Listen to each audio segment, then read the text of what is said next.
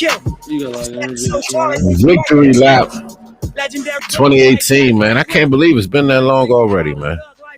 Yeah, that's basically when I started, doing a whole bunch of editing and recording and stuff. And I saw an old video from 2018. I was like, God damn. Man. Yeah. Black Community Podcast. We here. We live with y'all. We are streaming only through YouTube this morning. Long story short, but we're here. We will be able to put this on all our other platforms that we are on just at a later time today. As you can see, we even lost a little bit of the attributes, logos, things like that. But listen, we're still going to give y'all the same flavor, the same love. Y'all know what's going on. Man. So, I don't know. I think about gangs and cultures of America. I mean, from the Boston Street Fighters to the KKK. And the more I think about it, the more it's not that all gangs are bad. It's whatever gang that I say is bad. And then they're systematically destroyed. So, I was thinking about this the other day because of the Proud Boys rally when Trump was still in office. And the crazy part is, even as a black man, I think the media propagandized that and made it worse. Not the act, but what built up to it. And Trump, trying to dog everything because he knew he was about to get booted. Made him look worse. But the fact that, the pride, the audacity of some white folk, the KKK white folk, I should say, or let's say the people with the prejudice, and the fact that this group is still a thing. Every other black group was destroyed because of terrorism and crap like that. Hell, Lyndon B. Johnson talking about how he was denouncing the group, but he only denounced the group after they killed a white woman. It's in the 1920s, the KKK members exceeded 4 million. Man, Black Panther Party never hit 100,000.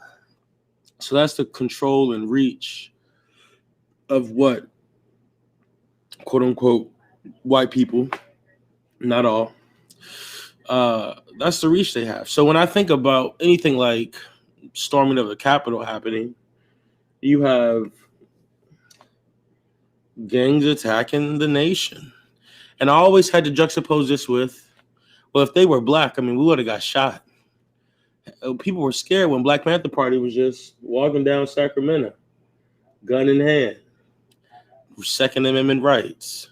So I can only imagine if black people ever even tried to rush a Capitol. So, last week we talked about Black Panther Party and basically the rise and the fall.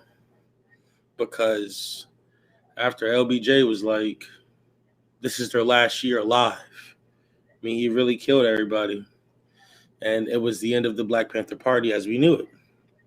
And I don't know if there's ever been someone trying to recreate it in any way, shape, or form. The closest I've seen is Boondocks. And it makes you think, why is everything black in America destroyed? It is a way to keep us at the bottom. But the biggest thing, for what I can tell, is community. So, if the black people in America were actually to work together and stay together, get out of this crab in a barrel mentality, imagine how strong we could be. Separate but equal is equal to Great Depression, to civil rights, to Brown v. Board. Separate but equal is not equal. Jim Crow. We survived a lot. Made it through, sometimes in some cases even tougher than when we started. War on drugs. We really came a long way. But it's easier for the government to have control if they can still propagandize and keep us separated. So we've had slight, conversations about the community and how it can be reformed or so we're going to go deeper into that. So, Bach, how do you suggest Black men and Black women come together?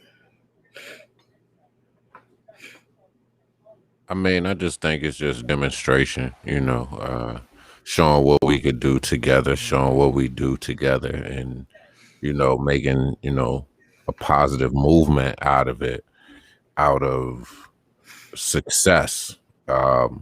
Not so much as the atrocities that we faced and the things like that, but I think that we are together in the fight for equality and justice.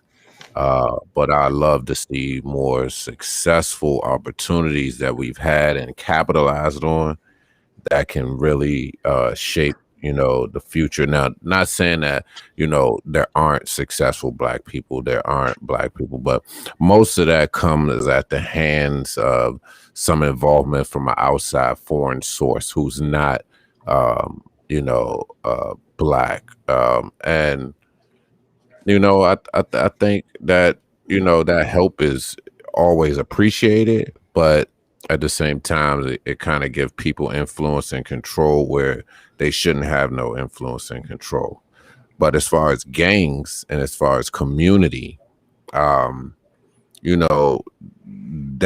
type of mindset in the United States of America, I feel has been established long before we even took ownership in providing that within our community. From the 1800s. Well, I mean, they call it the 19th century. Just like they call it the 19th century, the 2000 or whatever. But going into the 19th century, 18th century, I mean, you had the birth of the Ku Klux Klan during that time, but you also had groups like the 5 Points in Manhattan. You had after the Ku Klux Klan, you had people like Al Capone in Chicago, and then even into the 1900s, 1950. I mean, you had groups like the Hells Angels, the Outlaw Motorcycle Club, and I think what that does is that also creates community. Might not always be the best community, might have influential things in it, but as far as Black African American as a race, a community is going to be support. It's going to be love, it's going to be care, it's going to be a place to call your own. It's going to be resource driven. And I think once that we can, capitalize on those things and keep our buying power within that community, I think that's when, we'll be able to come together more as a community. But with that said, we face a lot of challenges with that. And that's from having ownership, having stores, having the resources that we need to get the things that we need to create the things that we need.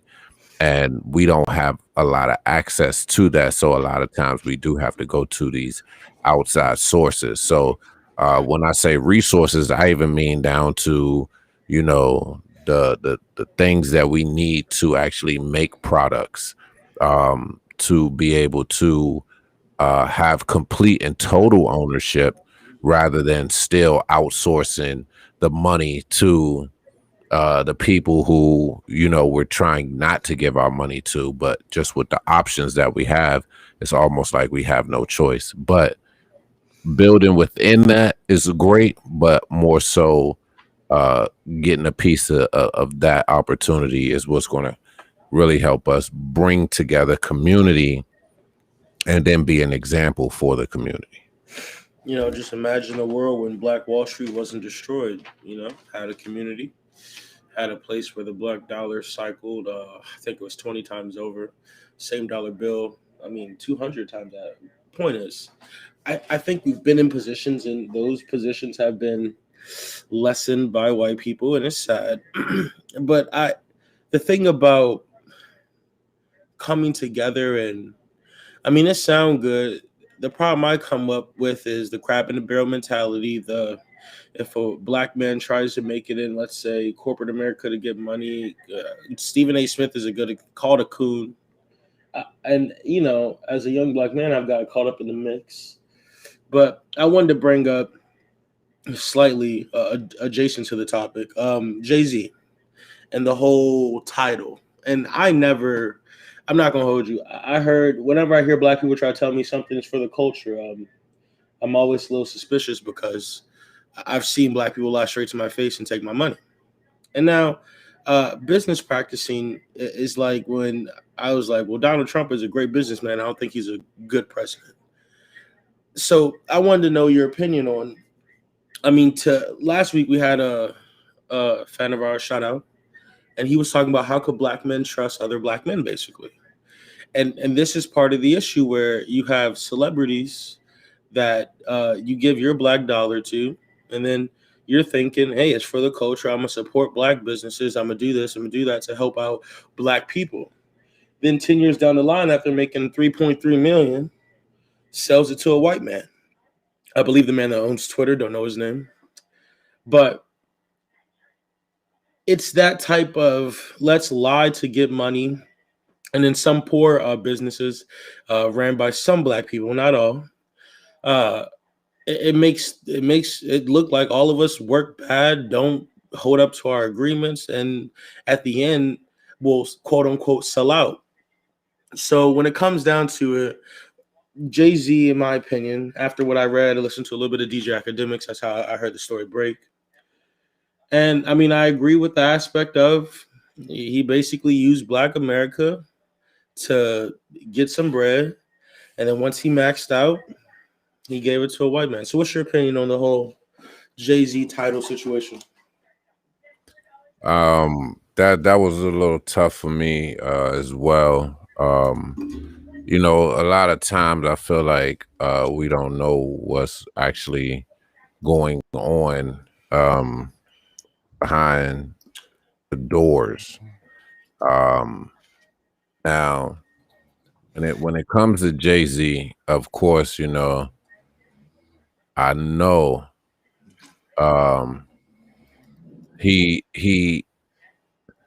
know that man, I mean, that the sale of that brand, I mean, from a business standpoint, helped him, increase his net worth by about 40%. Mm-hmm. Now, the good thing for him is that we all know that, Jay-Z is just a part of Tidal. So the company and what is built on and how it's built, it's not just Jay-Z, but Jay-Z is the face of it for the black community. And because of that, all of us feel like, damn, we supported it. We all jumped on. And I think what he did with it was incredible, because that is the highest paying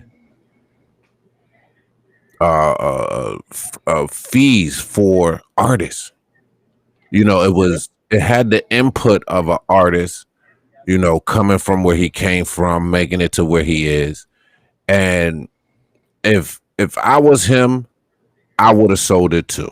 And the reason why I would have sold it is because, again, he'll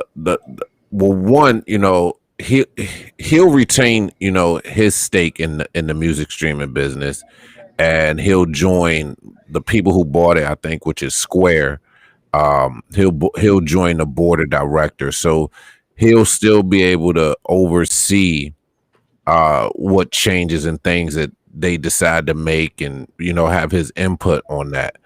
I think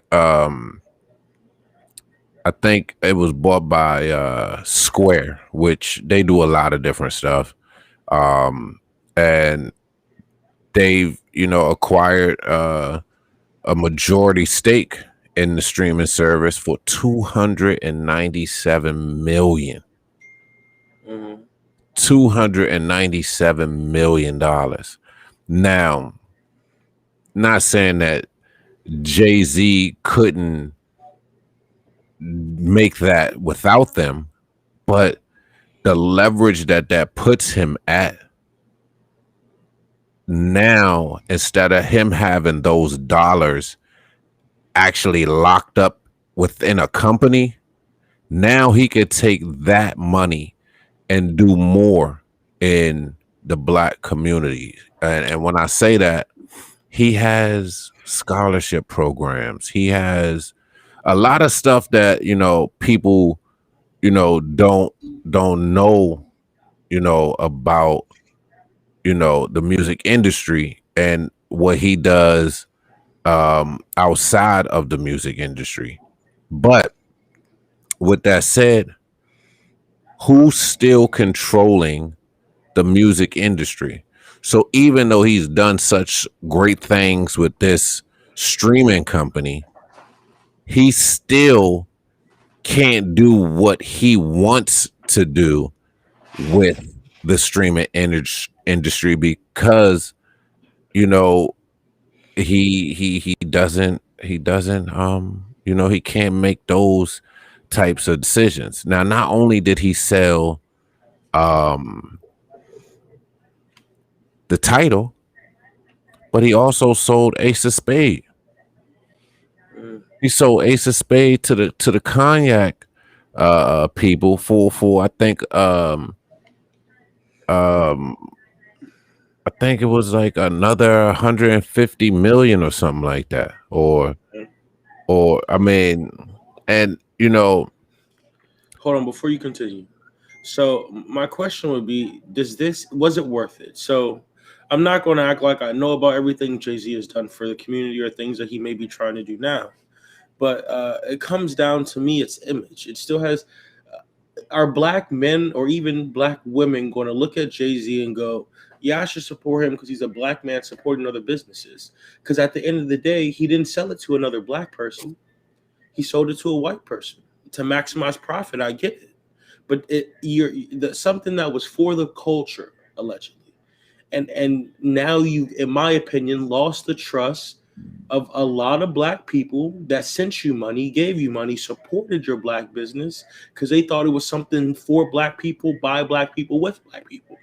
Even if at the end of the day, he wasn't at the top of the board, as long as he had the stakes, as long as he held most of the money, it's hard to push someone out.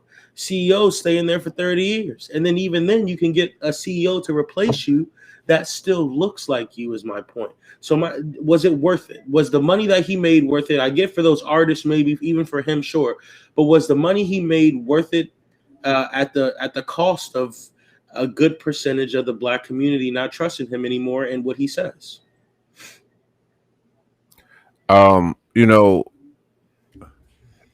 feel like it's not. I feel like it's not really so much about him holding on to that, because again, he's just the face of the company.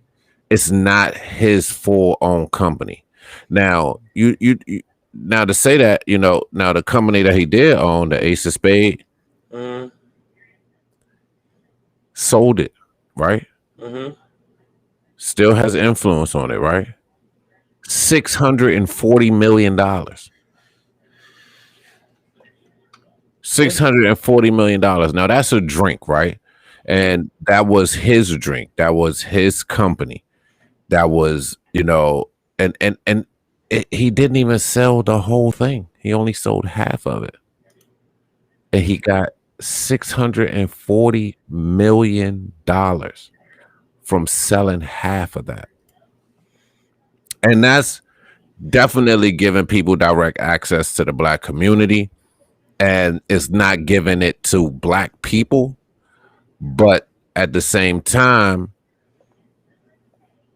the industry on wine, drink, beverage is led and run by white people. See, what a lot of people don't understand is that these things that these people own, right, and these people have control over, you know, those things, even though he taps into it, he still got to play by their rules. He still got to do the things that they do. He still got to. So to me, he's creating wealth within their world. Now is what is he going to do with that? Yeah, he could pass it down to his children. His children can pass it down, but what is he doing with that money and with those things that people don't know about? Like, people hear about these big sales and these big mergers, and you know, and to be honest, you know, what else? What else would you expect him to do? Somebody come to you and say, "Hey, listen, we want to buy in on what you got going on." Mm-hmm.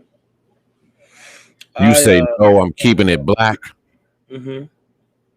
But alongside of him, he got white people already working with him. Now, if I think if any of these businesses were all Black and only Black, then I don't think that he would sell. And when I say that, you gotta look, Rock Nation, that's an all Black built business, right? It's in the music industry. Did he sell that? No. No. That's still his.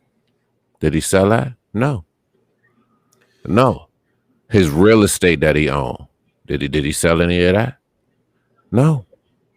He didn't sell anything that he personally owns without did he sell his music catalog?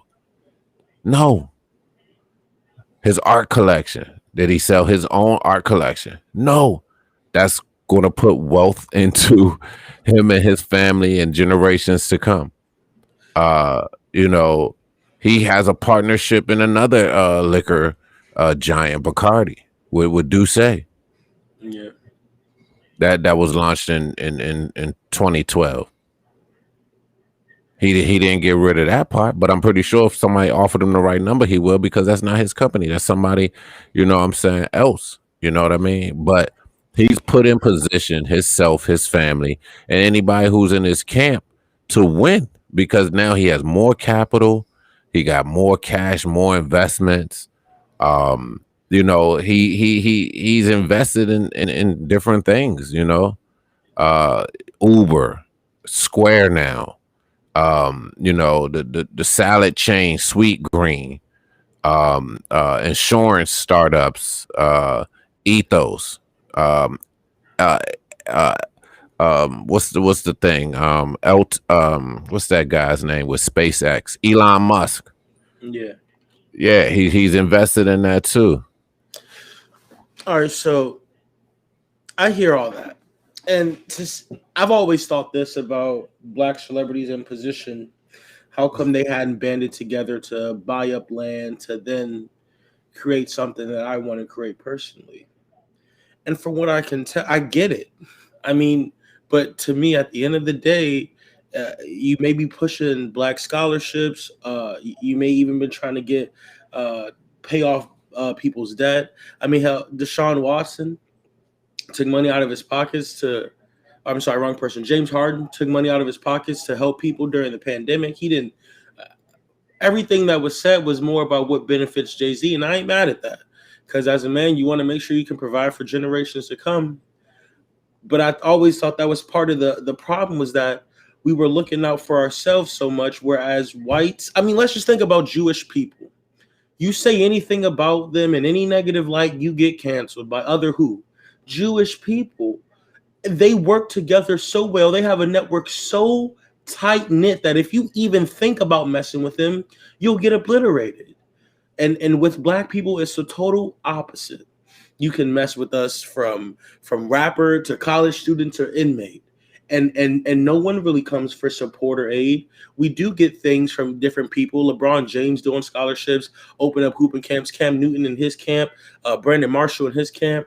Brandon Marshall hosted the combine for players this year because they didn't have it because of COVID, and he tried to give them an opportunity. I'm all for that. I get it, but at the end of the day, this comes back to me. It's always how something starts, right? So, especially with black people, we're doing this for the community, for the culture, to make sure black people have a voice, and then somewhere down the line, it changes to, well, I'm trying to make some money, or in this situation, which I'm about to tie into, I mean, hell, gangs. Bloods and Crips, Crips were the first. Bloods is an off-brand, or let's say a spin-off of the Crips. And at one point, they were the same organization, just with different names in different parts of the city. Hence, Blood was on Piru Street and Grape Street, Crips. So they were working together. It all started off well. It all started off, hey, let's help our people. Just like the Black Panther Party. It was all about helping the community. And in the end, it gets drowned out by the quote unquote negativity, or the crab in the barrel mentality, where at the end of the day, now Bloods and Crips war with each other. But if you look back at the history, we've always tried to work together. We've always tried to support one another. And then somehow, some way, there's bad blood. Somehow, some way, there's loss in trust. And like Jay-Z, in my opinion, it's I get it, man. Do what you got to do for your family. I'm not mad at you, but you got to understand that there's a portion of the community that will be, because in their eyes, from the horse's mouth, you told us something that didn't happen. Now, I was not invested in this in the slightest. I'm not going to lie to you. I didn't know Tidal was something that was supposed to be for the culture. I didn't follow it. It didn't apply to me. But I talked to some other people about it online. They were like, well, I mean, it just shows you that you can't trust this person, or you can't trust black people. And I'm thinking, like, damn, these are other black people telling me this. This is the lack of trust that we have with each other, because we've seen and heard things from one another that just hasn't come true. So, I mean, I get it, though. And as far as Bloods and Crips, how do you suppose that we start warring with each other over everything? Why do you think that is? Where do we go when it's like, oh, well, no, we support black people. We're all for black people. And then we kill one another. Now, proximity plays a factor. If you're all around white people, all around Asians, all around Hispanics, all around blacks, you will end up killing people that look like you. But in the same breath, I mean, played him last time we were on, Kendrick Lamar. He made a song about if Pyrus and Crips all got along, they probably gum me down by the end of this song. And to me, it was like, it was showing like, wow, if we could be a group, if we could be together, we could take down anyone.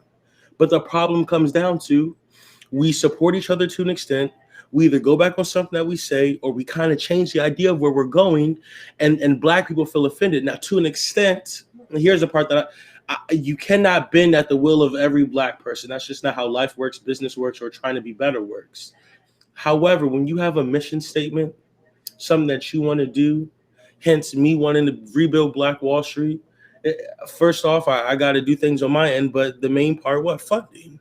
If I'm like, hey, this is a community for black people, by black people, built with and for black people, I mean that. I say that. It's not going to change. I want black people to feel safe in an environment where it's all black churches, black schools, black dentists, black doctors, to show other black young men, black young women that there are people that look like them and they could better themselves. But we don't have that the same way that whites, Asians, Hispanics have it. And I'm not going to hold you, white has it the best, but other cultures have learned to do what?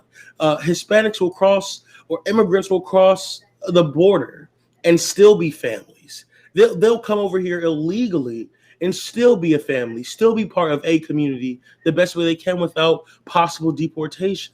So I say all that to say, as a black man, where where do you see us working together?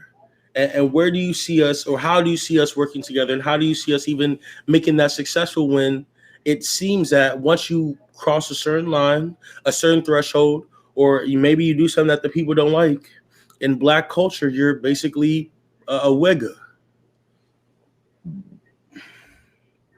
Yeah, I mean,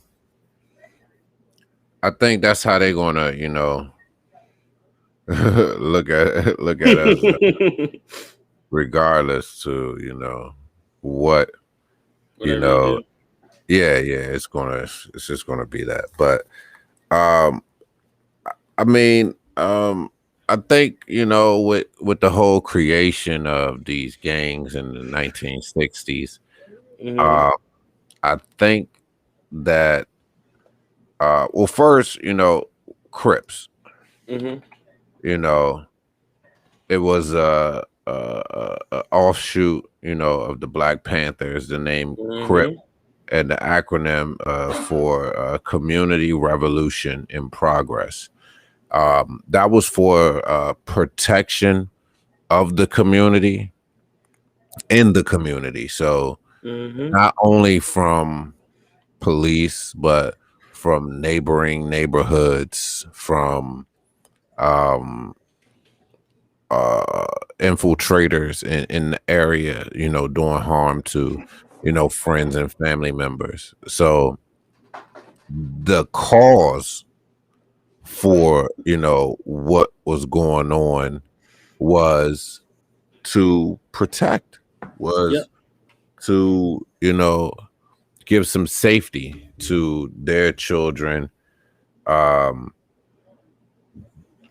and that's the the offsuit of the Black Panthers movement. So that movement encouraged them for that. So with that though, now you got to think, you got to know that during this time, there was about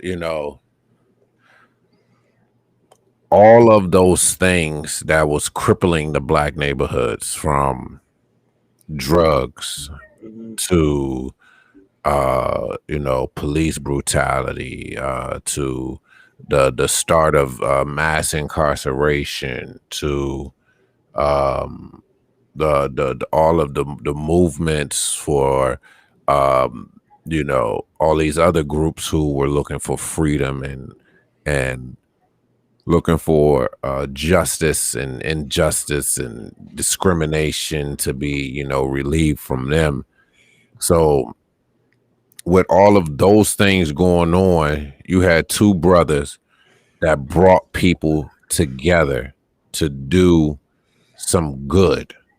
That's what the reason was for this starting. Now, understandably, through the poverty, through the um, means to acquire the things that they wanted to acquire, some things got shaky and turned. But what I want people to realize is that commerce, conducting business, and making income or money to be able to support your cause and your reasons. A lot of people forget that the same way most people go about it is the same way that the world goes about it. And when I say that, they sell resources, they put together products and services, and they sell those things, no matter if it's to make somebody feel good or make somebody feel bad. So the same things that are going on when I'm talking about the selling of drugs. Now, the selling of drugs is something that's been going on for a long time. I mean, I don't even know if people look back at the history Hmm. of how these drugs and things came about to help people alleviate pain, and all of these things that some people might look at as bad, but for a person who is addicted to these things, yeah, it's a bad thing.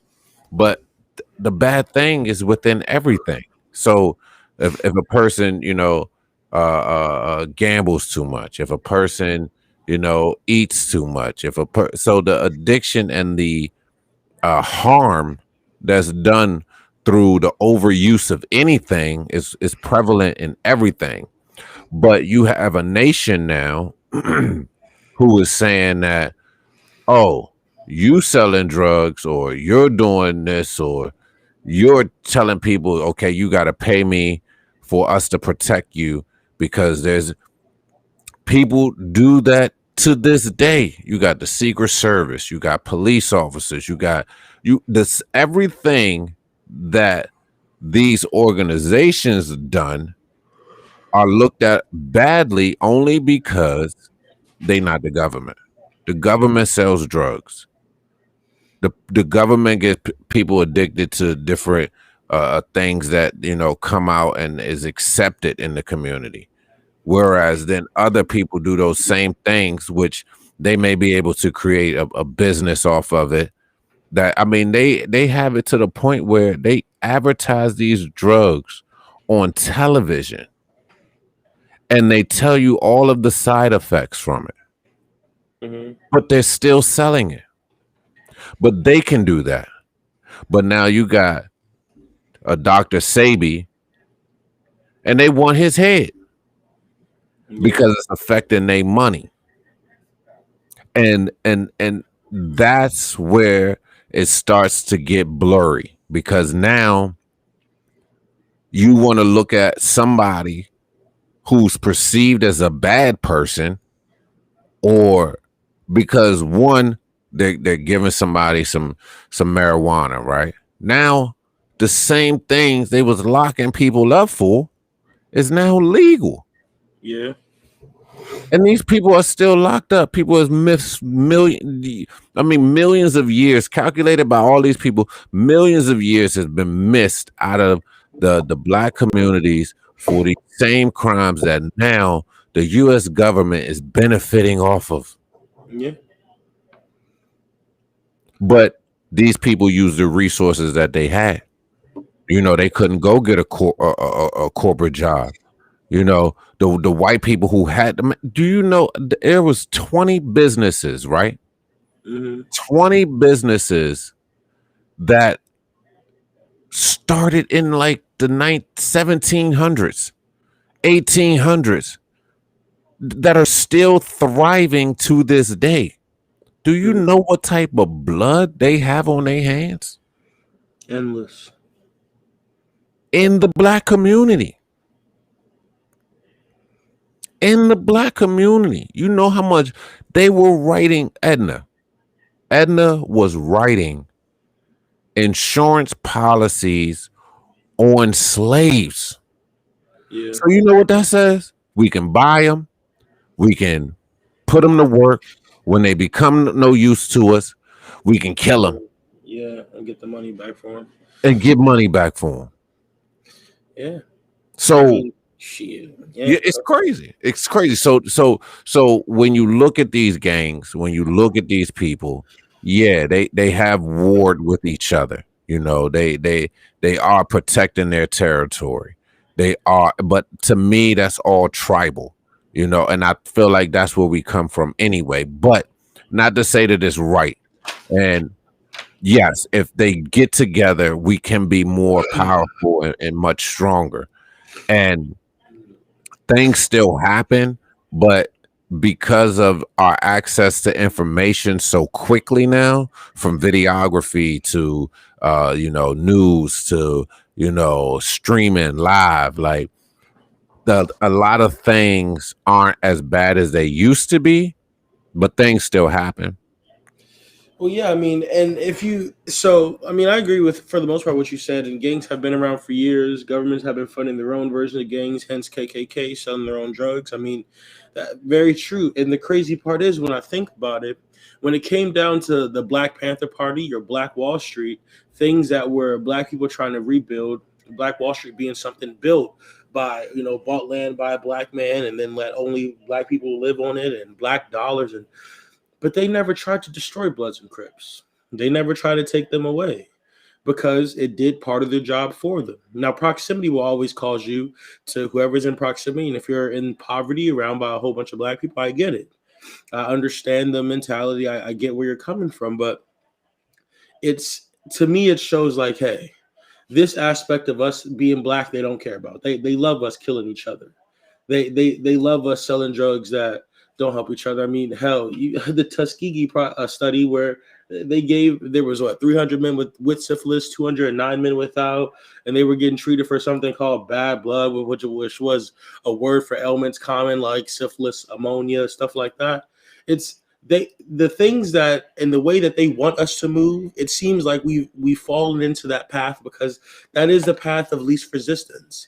If you're a drug dealer, if you're a career criminal, whatever, robbing banks, whatever you do that's illegal, that can be sanctioned by the U.S. government. So I want to bring up the KKK in the sense of, was there ever a president that said that we need to dismantle the KKK?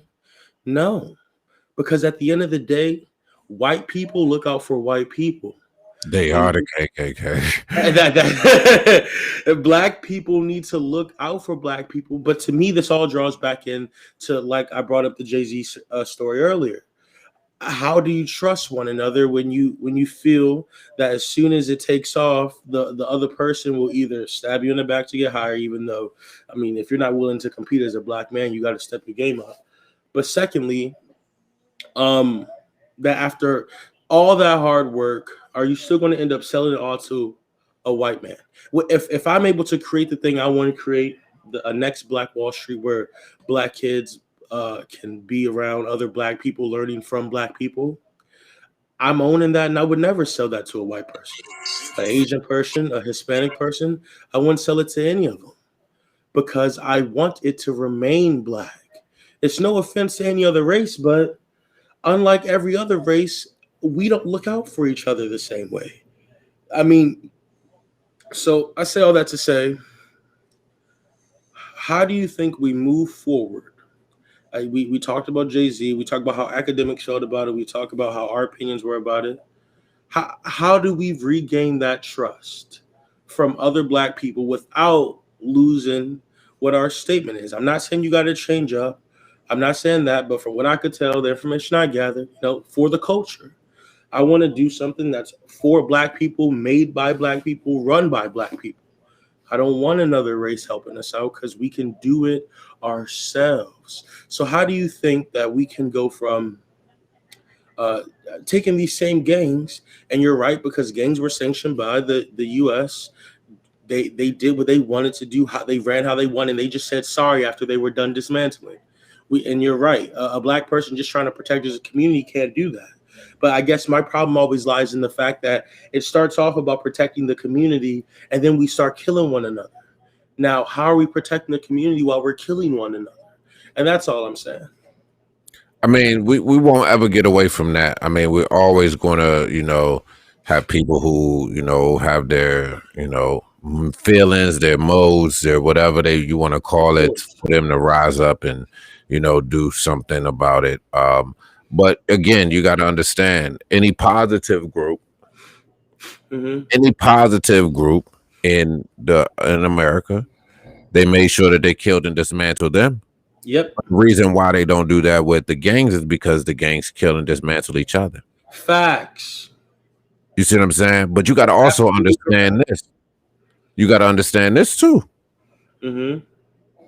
What person do you know that's black, that's running anything, that is bringing these guns into these communities, that is bringing these drugs into these communities, that has the access to conduct or keep this in circulation, in rotation.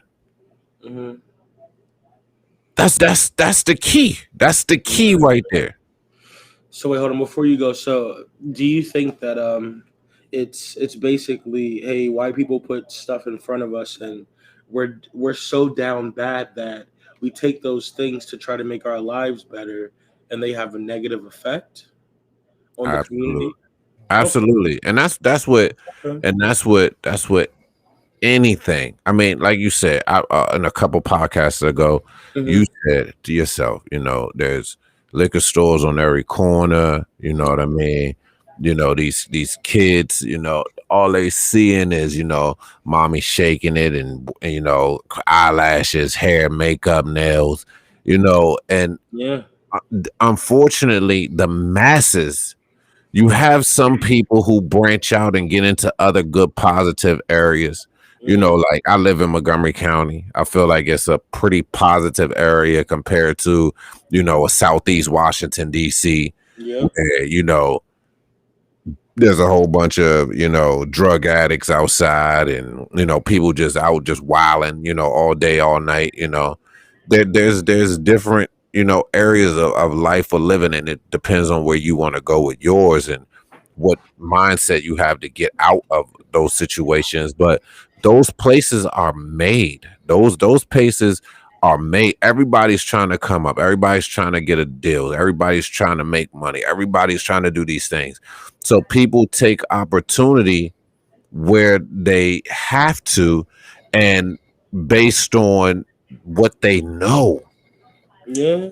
And that's what they're giving them. That's what is being given to these people. So, well, I mean, we've had a conversation about this before.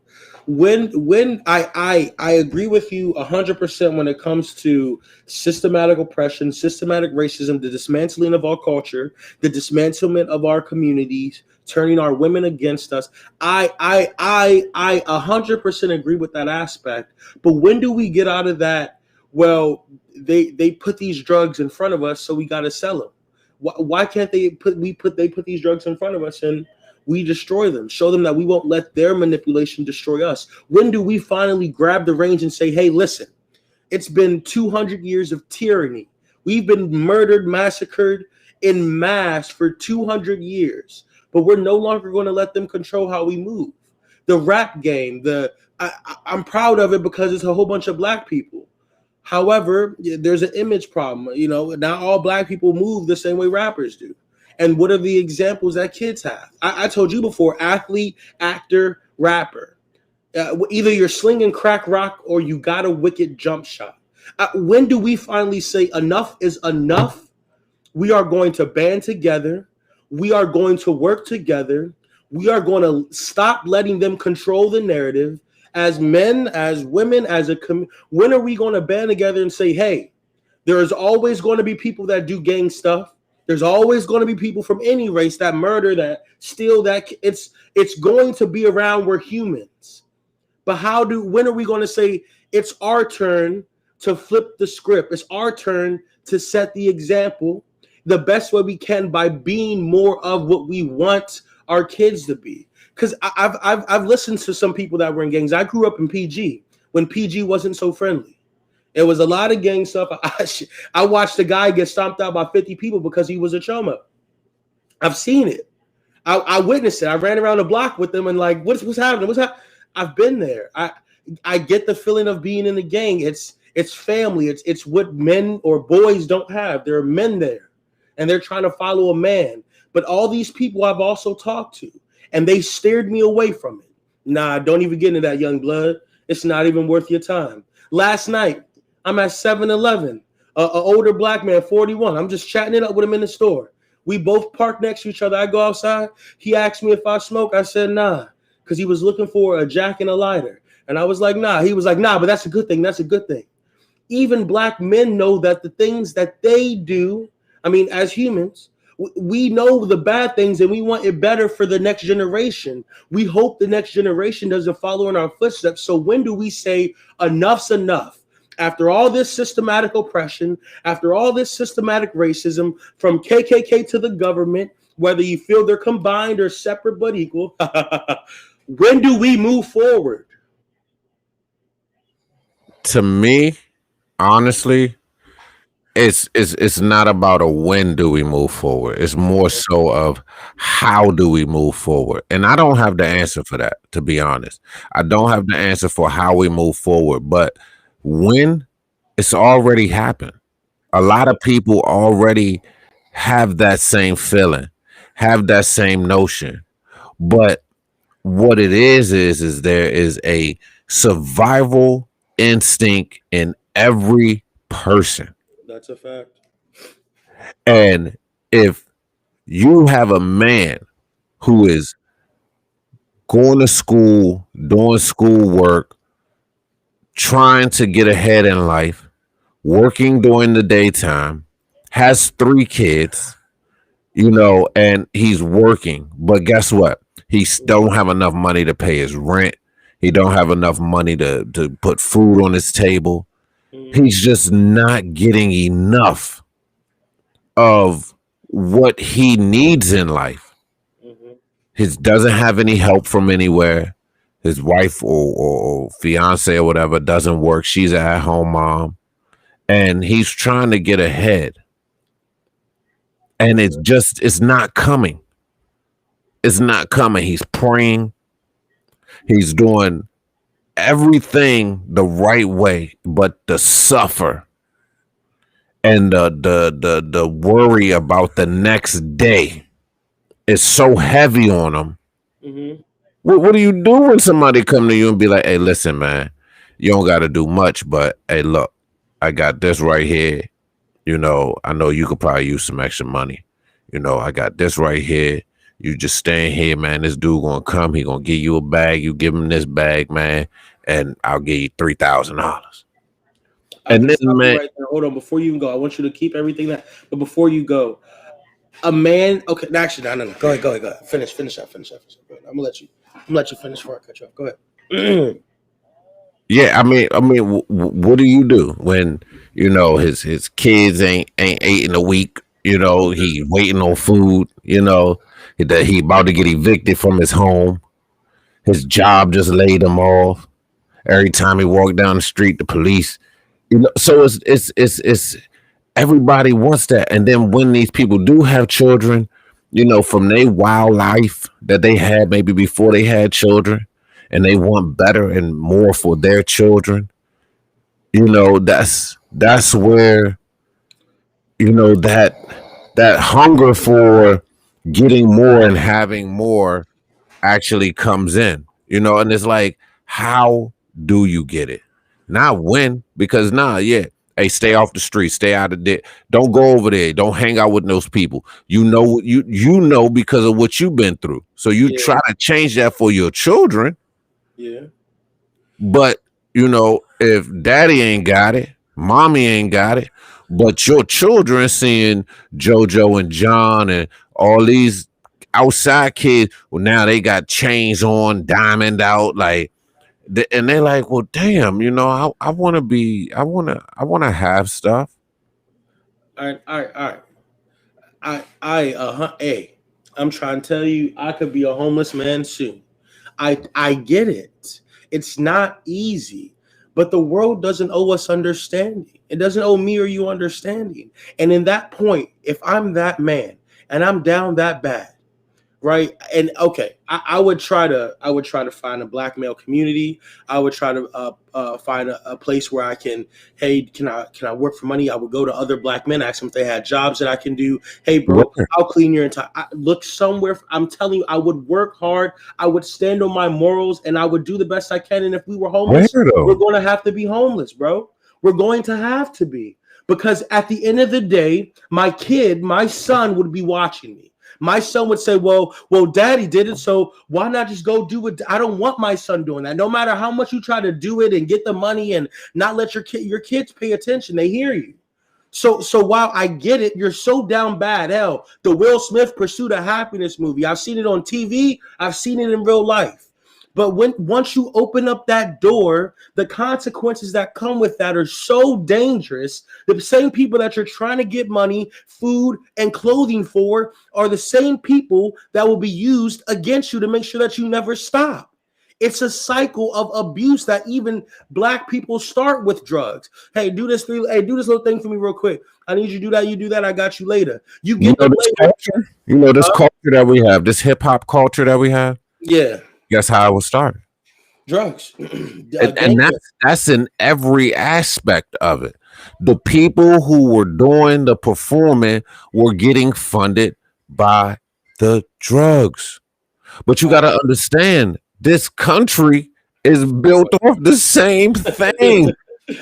That's the thing. Like, it's bad for us to build these communities and these things through the same way that this country was built, going and getting different products and from other places coming over here and making it move for triple its worth, quadruple its worth, 100 times its worth. But that's the thing. The to me is that yes, it's a bad thing. Don't get it twisted. It's a bad thing for them and for us. It's a bad thing.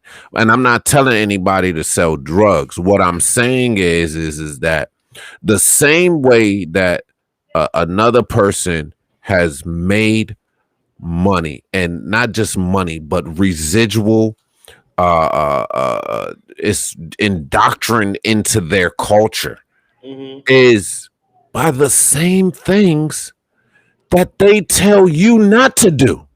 And just listen. And I'm just trying to tell you, if I'm ever in that position, I couldn't resort to it. I would have to take that L, and I would have to hope for the best, do the best I can, work 10 times harder, hell, kill myself to make the money just so that my kids can see my father never went down that path. I don't want them associating with people like that because I know the consequences that come with it. I know people that when I was young didn't get older. So I get it.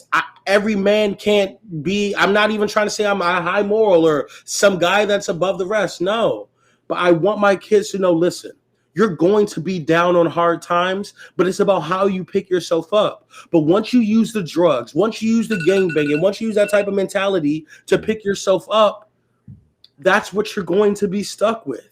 The cops who get caught up with cartels, they do one favor for one guy, and then by the end of it, they're knee deep. And if they say anything, they're going to be arrested or kicked out of their job. That's the same premise to me. It's good money quick, sure, or I should say fast money, but fast lives also end what? Fast. So I do not disagree with the notion of a man that had that proposition. A man with those kids, a man with no money, a man getting laid off. I understand why he does it. I ain't mad at him. However, I couldn't do it because I wouldn't want my son to see me get killed and then try to tell him, hey, on my deathbed, don't be like me. How? I'm his only example. So I understand. I understand where you're coming from, but to me, this is where black excellence kicks in. This is where, as black people, black men, we're like, hey, listen, bro, I appreciate what you're trying to do for me, but I can't do it. I can't risk that. I can't put my family in this type of position. I can't risk dying because I already have nothing. I already can't do and provide the way I want to. I have to make sure, hopefully the wife takes the kids and lives with her mama again. Hey, hell, leave me. I'll go make money and y'all can link up with me later. But all I'm saying is I won't go down that path, because if I do, yes, it's a path of least resistance, but it's a path that's way more dangerous. Sure, it's just too dangerous, Bacchus. Man, I mean, honestly, this was great. I don't know. I feel a certain type of way. DJ Bach, got anything else to say? That'll be it, man. We'll be back next Tuesday, man. We see y'all again. Y'all know what's going on. Yes, sir. Yes.